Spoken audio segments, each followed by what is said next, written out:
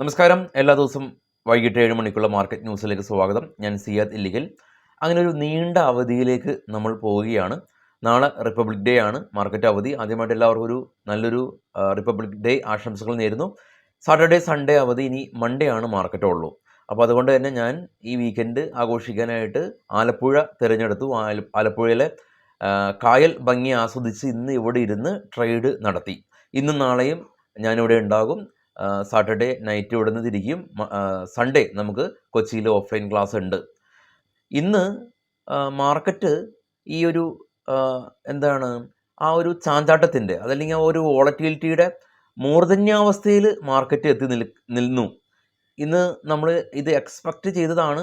കാരണം ഇന്ന് നിഫ്റ്റിയുടെയും മറ്റ് സ്റ്റോക്കുകളുടെയും ബാങ്ക് നിഫ്റ്റിയുടെയും എല്ലാം തന്നെ മന്ത്ലി എക്സ്പയറി ആണ് ഉള്ളത്.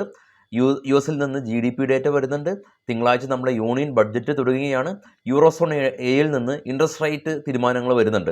അപ്പോൾ സ്വാഭാവികമായ രീതിയിൽ നമ്മൾ ഇന്ന് വോളറ്റിലിറ്റി എക്സ്പെക്റ്റ് ചെയ്തെങ്കിൽ കൂടിയും ഇത്ര ഭീകരമായിട്ടുള്ളൊരു വോളറ്റിലിറ്റി നമ്മൾ കണ്ടില്ല.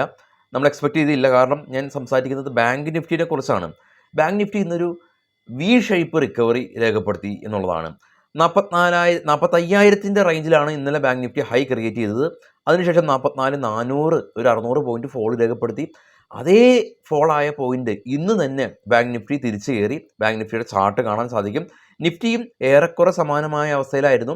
21,500 നിന്ന് 200 പോയിന്റ് ഇടിഞ്ഞ് 21,250, 21,250 നിന്ന് നിഫ്റ്റിയും ശക്തമായിട്ട് തിരിച്ചു കയറി. നിഫ്റ്റിയും ബാങ്ക് നിഫ്റ്റിയും എല്ലാം തന്നെ ഇന്ന് റെഡിലാണ് വ്യാപാരം അവസാനിപ്പിച്ചതെങ്കിൽ കൂടിയും ഞാൻ ഉദ്ദേശിച്ചത് ആ ഒരു ബോട്ടം ആ ഒരു റേഞ്ചിൽ നിന്ന് നല്ലൊരു റിക്കവറി ബാങ്ക് നിഫ്റ്റിക്ക് കിട്ടി എന്നുള്ളതാണ്. Nifty 100 point, Sensex 350 point, bank Nifty 216 പോയിന്റിൻ്റെ ഒരു ഫോള് ഇന്ന് ഉണ്ടാക്കി. പക്ഷേ ബാങ്ക് നിഫ്റ്റി 600 പോയിന്റിലേറെ ഫോള് രേഖപ്പെടുത്തിയിരുന്നു ഇന്നത്തെ ട്രേഡിംഗ് ഡേയിൽ. അപ്പോൾ ആ ഒരു റിക്കവറിയാണ് ഞാൻ സൂചിപ്പിച്ചത്. NSEയിൽ ഇന്ന് പൊതുവെ കഴിഞ്ഞ ദിവസം ക്ലോസിങ്ങിൽ നിന്ന് കൂടുതൽ കമ്പനീസ് ഇന്ന് ഗ്രീനിൽ ക്ലോസ് ചെയ്യാൻ സാധിച്ചിട്ടുണ്ട്. 1199 കമ്പനീസ്. 950 കമ്പനീസ് മാത്രമാണ് ഇന്നലത്തെ ക്ലോസിങ്ങിൽ നിന്ന് ഫോൾ ആയിട്ടുള്ളത്. നിഫ്റ്റിയിൽ ഇന്ന് കേമന്മാരായിട്ടുള്ളത് Bajaj auto, Adani port, NTPC, coal India, IndusInd bank തുടങ്ങിയ കമ്പനീസ് 1.5% മുതൽ 5.5% വരെയുള്ള റാലി രേഖപ്പെടുത്തിയപ്പോൾ ഇന്ന് IT സെക്ടർ ഇന്ന് സ്ലൈറ്റ്ലി ബിയറിഷ് ആയിരുന്നു. ടെക്കം 6% ഫോള്. ഇന്നലെ സിപ്ല ടോപ്പ് ഗെയിനേഴ്സ് ലിസ്റ്റിലുണ്ടായിരുന്നു. ഇന്ന് 3.5% fall. Bharat Airtel 2.5%, L&T Mindtree 2.5%, SBI life insurance 2% ഒരു ഫോള് രേഖപ്പെടുത്തി. നമുക്ക് നേരെ ഗ്ലോബൽ മാർക്കറ്റ് ന്യൂസിലേക്ക് നോക്കാം. ഗ്ലോബൽ മാർക്കറ്റിൽ ഇപ്പോൾ ട്രേഡ് ചെയ്യുന്ന ഡോ ഫ്യൂച്ചർ കാണാം ഏറ്റവും താഴെ പോസിറ്റീവാണ്. ഇന്ത്യ വിക്സ് ഇന്നും 3.5% ഒരു ഫോൾ ഉണ്ടായി, 13.8. ബിറ്റ് കോയിൻ 40,000 ആ ഒരു സപ്പോർട്ട് സോൺ അത് നിലനിൽക്കുന്നുണ്ട്. ഇപ്പോൾ ട്രേഡ് ചെയ്യുന്ന യൂറോപ്യൻ മാർക്കറ്റ് എല്ലാം തന്നെ ഒരു ഫ്ലാറ്റാണ്. ഇന്നലെ എല്ലാം തന്നെ ജർമ്മൻ മാർക്കറ്റ് ശക്തമായ റാലി രേഖപ്പെടുത്തിയിരുന്നു. ക്ലോസ് ആയ Nikkei, Japan, Korea, China, Australia മാർക്കറ്റുകളെല്ലാം തന്നെ പോസിറ്റീവിൽ ട്രേഡിങ് അവസാനിപ്പിച്ചു. ഏറ്റവും ടോപ്പിൽ ഗോൾഡ് $5.5 ഒരു സ്പൈക്ക് രേഖപ്പെടുത്തി. $2,019 പെർ ഔൺസ് എന്ന നിലയിൽ ഇൻ്റർനാഷണൽ മാർക്കറ്റിൽ ട്രേഡിംഗ് തുടരുന്നുണ്ട്. സെക്ടർ പെർഫോമൻസിൽ IT, pharma, FMCG, financial service, bank തുടങ്ങിയ സെക്ടേഴ്സ് റെഡിൽ ക്ലോസ് ചെയ്തപ്പോൾ energy, realty, media, metal, PSCs തുടങ്ങിയ സെക്ടേഴ്സ് എല്ലാം തന്നെ ഗ്രീനിൽ ക്ലോസ് ചെയ്യാനായിട്ട് സാധിച്ചിട്ടുണ്ട്. ഇനി നമുക്ക് പെട്ടെന്ന് തന്നെ സ്റ്റോക്കുകളുടെ കുറച്ച് റിസൾട്ട് വന്ന കമ്പനീസിൻ്റെ എല്ലാം തന്നെ കുറച്ച് വാർത്തകൾ നോക്കാം. ലോറസ് ലാബ് ഇന്ന് 10% ഒരു ഫോൾ രേഖപ്പെടുത്തി. ഈ ഒരു വർഷത്തെ ഏറ്റവും വലിയൊരു ഫോളാണ് ലോറസ് ലാബ് ഇന്ന് ക്രിയേറ്റ് ചെയ്തിട്ടുള്ളത്. ഇന്നലെ റിസൾട്ട് വന്നു. അപ്പോൾ സ്ട്രീറ്റ് എസ്റ്റിമേഷനായിട്ട് മീറ്റ് ചെയ്യുന്ന റിസൾട്ട് ആയിരുന്നില്ല എന്നുള്ളതാണ് ലോറസ് ലാബ് ഇടിയാൻ കാരണം. ബജാജ് ഓട്ടോ ഇന്ന് ടോപ്പ് ഗെയിനേഴ്സ് ലിസ്റ്റിലുള്ളതാണ്. നെറ്റ് പ്രോഫിറ്റ് 37% വർദ്ധിച്ച് 2,042 കോടി രൂപ കരസ്ഥമാക്കിയിട്ടുണ്ട്. ബാലകൃഷ്ണ ഇൻഡസ്ട്രീസ് ഇന്ന് 7% ഒരു ഇടിവ് രേഖപ്പെടുത്തി. മികച്ച റിസൾട്ട് ആയിരുന്നെങ്കിൽ കൂടിയും പ്രോഫിറ്റ് ബുക്കിംഗ് കണ്ടു. Sterlite tech company Q3 result വന്നപ്പോൾ നെറ്റ് ലോസിലാണ് കമ്പനി ഉള്ളത്. 57 കോടി രൂപ ലോസാണ് ഉള്ളത്. Revenue 12% fall. Canara bank net profit 27% ഉയർന്നു. നെറ്റ് ഇൻട്രസ്റ്റ് ഇൻകം 10% ഉയർന്നു.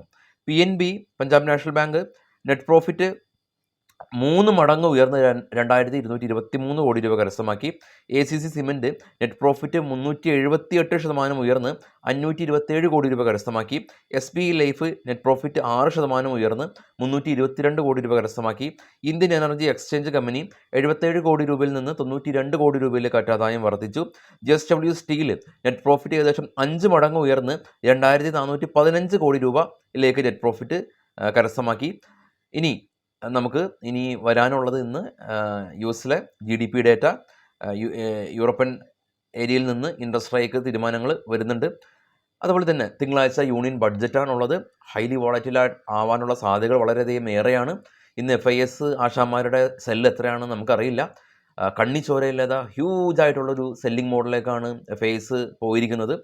ഏകദേശം ഒരു 10,000 കോടി 9,000 കോടി മാർക്കറ്റ് ഇന്ന് ബാങ്ക് നിഫ്റ്റിയൊക്കെ ഓരോ സമയത്തും ഓരോ റൈസിലും സെല്ലിങ് വരും, വീണ്ടും താഴെ പോകും. അതായത് നമ്മൾ ഈ ഒരു ക്യാൻഡിൽ സ്റ്റിക്കിൻ്റെ എല്ലാം തന്നെ ഒരു സ്വഭാവം, ക്യാൻഡിൽ സ്റ്റിക്കെല്ലാം തന്നെ ഈ രീതിയിൽ പാറ്റേൺ വരികയാണെങ്കിൽ അത് ബ്രേക്കൗട്ട് ചെയ്ത് മുകളിലേക്ക് പോകും എന്നുള്ള ആ ഒരു സിദ്ധാന്തങ്ങളെല്ലാം തന്നെ അപ്പാടെ തകടം മറിച്ച് ഇതൊന്നും വർക്കാവാതെ നേരെ FISൻ്റെ ഭാഗത്തു നിന്ന് FISൻ്റെ ആ ഒരു പോയിന്റ് ഓഫ് വ്യൂയിലൂടെ അവരുടെ ആ ഒരു തീരുമാനങ്ങളിലൂടെയാണ് മാർക്കറ്റ് കഴിഞ്ഞ ദിവസങ്ങളിലായിട്ട് പോയിക്കൊണ്ടിരിക്കുന്നത്.